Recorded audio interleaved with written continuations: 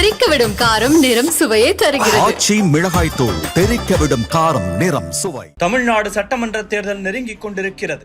திமுக சார்பாக ஓரணியில் தமிழ்நாடு என திமுகவில் இல்லாதோரையும் கட்சிக்குள் இணைக்க கங்கணம் கட்டி இறங்கி இருக்கிறது அக்கட்சி. கட்சி மட்டும் உழைத்தால் போதுமா? ஆட்சியும் அதன் செயல்பாடுகளும் மக்களுக்கு சென்றடைய வேண்டாமா என நினைத்தார்களோ என்னவோ திடீரென ஒரு அறிவிப்பை வெளியிட்டிருக்கிறது தமிழ்நாடு அரசு. தமிழ்நாட்டின் 4 மூத்த IAS அதிகாரிகளை செய்தி தொடர்பாளர்களாக நியமித்ததோடு ஆளுக்கொரு துறைகளையும் பிரித்து கொடுத்திருக்கிறார் ஸ்டாலின். யார் இந்த 4? ராதாகிருஷ்ணன் IAS. 1966ஆம் ஆண்டு சென்னையில் பிறந்தார் ராதாகிருஷ்ணன். கால்நடை மருத்துவத்தில் இளங்கலை மற்றும் முதுநிலை பட்டத்தை முடித்த ராதாகிருஷ்ணன் ஆட்சி பணி மீது இருந்த ஆர்வத்தில் UPSC தேர்வு எழுதி 1992இல் IAS அதிகாரியாக நியமிக்கப்பட்டார். பயிற்சி முடித்தவர் தூத்துக்குடி துணை ஆட்சியராக தனது பணியை தொடங்கினார். நிதித்துறை, சுகாதாரத்துறை போன்ற துறைகளில் பணியாற்றியவர் 2001ஆம் ஆண்டு சேலம் மாவட்ட ஆட்சியராக நியமிக்கப்பட்டார். பெண் சிசு கொலைக்கு எதிராக கடுமையாக நடவடிக்கை எடுத்து மக்கள் நம்பிக்கையை பெற்றவரை தஞ்சாவூர் ஆட்சியராக நியமித்தது தமிழக அரசு. சுனாமி வந்த சமயம் அது. தனது ஒருங்கிணைப்பு பணிகளால் மக்களே கொண்டாடும் அளவுக்கு செயலாற்றினார் ராதாகிருஷ்ணன். நிவாரணம் சரியாக போய் சேர அவர் எடுத்த நடவடிக்கைகள் பாராட்டை பெற்றன. அப்போதுதான் சுனாமியால் பெற்றோரை இழந்த சிறுமியை தத்தெடுத்துக் கொண்டார் ராதாகிருஷ்ணன். இதன் பின் பல்வேறு மாவட்டங்களில் ஆட்சி பொறுப்பில் இருந்தவர் 2012இல் சுகாதாரத்துறை செயலாளராக நியமிக்கப்பட்டார்.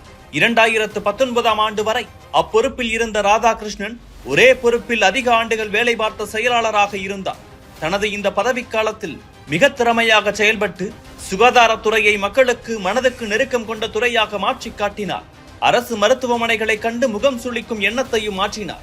இப்படி பல அனுபவங்களை கொண்டவரை சென்னையின் ஆணையராகவும் போக்குவரத்து துறை செயலாளராகவும் கொரோனா சமயத்தில் ஆலோசகராகவும் நியமித்து பயன்படுத்திக் கொண்டார் ஸ்டாலின். ககன்தீப் சிங் பேடி.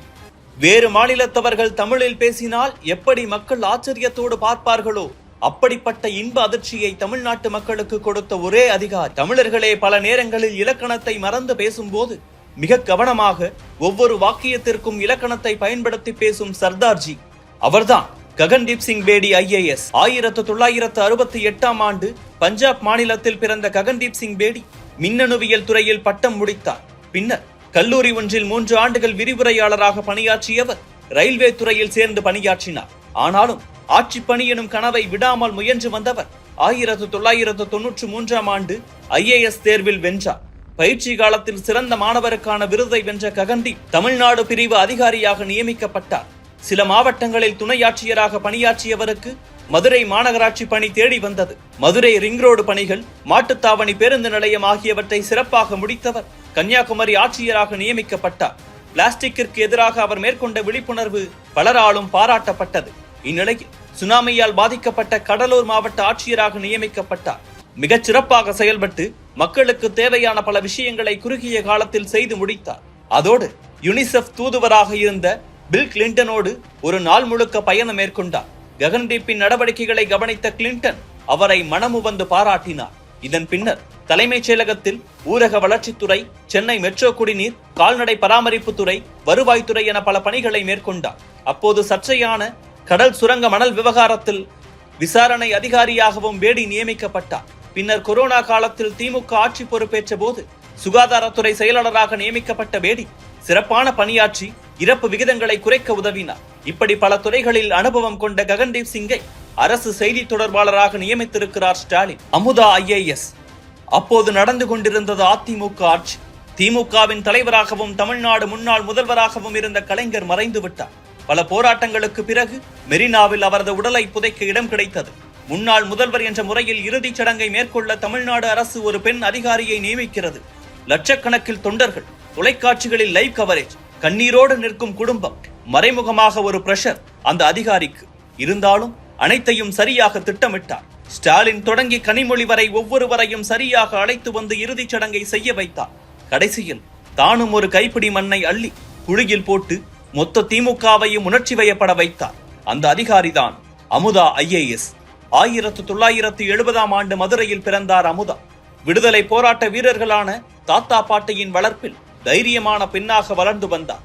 வேளாண் படிப்பில் இளங்கலை பட்டம் பெற்றவர் IAS தேர்வில் வென்று 1994ஆம் ஆண்டு பணியில் சேர்ந்தார்.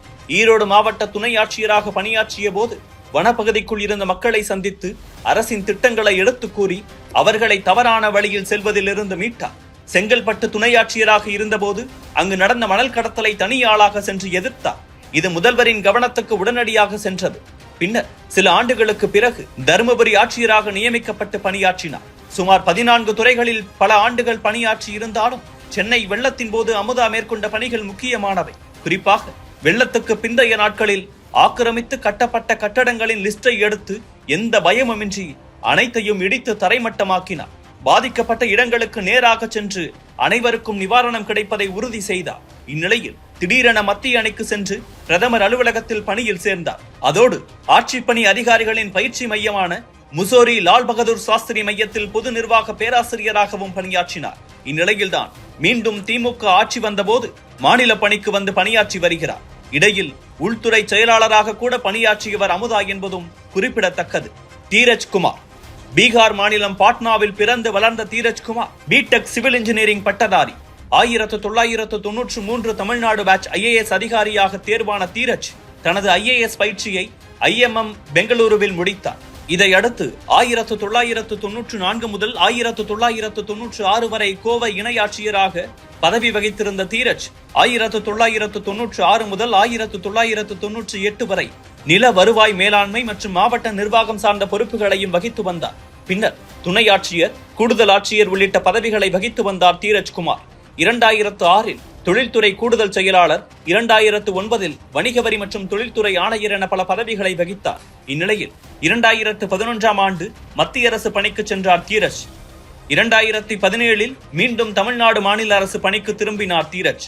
அக்காலகட்டத்தில் தமிழ்நாட்டின் ஊரக பகுதிகள் மேம்பாடு, வறுமையை ஒழித்து வாழ்வியலை மேம்படுத்துதல், வேலை வாய்ப்புகளை ஏற்படுத்தி கொடுத்தல், சிறு தொழில் தொடங்க நிதி உதவிகளை அணுகும் வாய்ப்பு என உலக வங்கியின் துணையுடன் தமிழ்நாடு ஊரக புத்தாக்க திட்டம் கொண்டு வரப்பட்டது. வாழ்ந்து காட்டுவோம் என்ற அந்த திட்டத்தின் இயக்குநராக நியமிக்கப்பட்டார் தீரஜ். இந்நிலையில் தமிழ்நாட்டில் சட்டம் ஒழுங்கு விவகாரத்தில் சர்ச்சை எழ அமுதா IASக்கு பதிலாக உள்துறை செயலாளராக நியமிக்கப்பட்டார் தீரஜ்குமார்.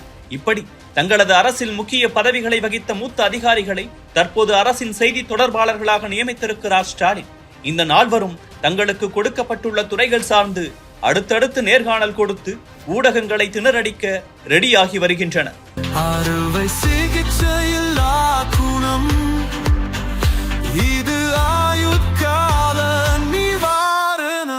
Dr. Sri Varmas.